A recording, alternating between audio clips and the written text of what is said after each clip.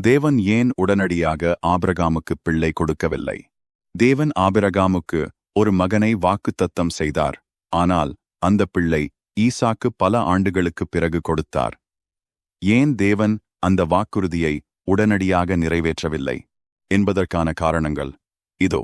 ஆபிரகாமின் விசுவாசத்தை வளர்க்க எல்லாம் உடனடியாக நடந்திருந்தால் நம்புவதற்கு எந்த அவசியமும் இருந்திருக்காது. நீண்ட காத்திருப்பு சாத்தியமற்றதாக தோன்றிய போதும் தேவனை நம்ப ஆபிரகாமுக்கு கற்றுக் கொடுத்தது. தேவனுடைய வல்லமையை தெளிவாக காட்ட ஈசாக்கு பிறந்த நேரத்தில் சாராள் மிகவும் வயதானவராக இருந்தார். இது மனித முயற்சி அல்ல, இது உண்மையிலேயே தேவனுடைய அற்புதம் என்பதை அது காட்டியது.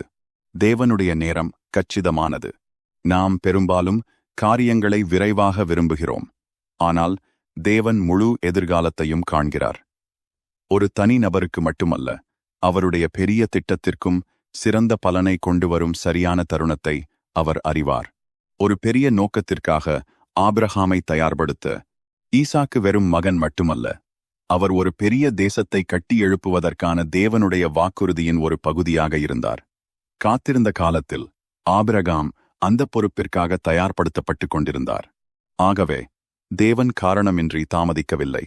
அந்த காத்திருப்புக்கு ஒரு நோக்கம் இருந்தது. சில சமயங்களில் தேவன் காரியங்களை உடனடியாக கொடுப்பதில்லை, ஏனெனில் அவர் உங்கள் விசுவாசத்தை வளர்க்கிறார். அவர் உங்களை தயார்படுத்துகிறார். உங்களால் காண முடியாததை விட பெரிய ஒன்றை அவர் திட்டமிடுகிறார். நீங்கள் எதற்காவது காத்திருந்தால் நினைவில் கொள்ளுங்கள், நீங்கள் அதை இன்னும் காணாத போதும் தேவன் செயல்பட்டுக் கொண்டிருக்கிறார்.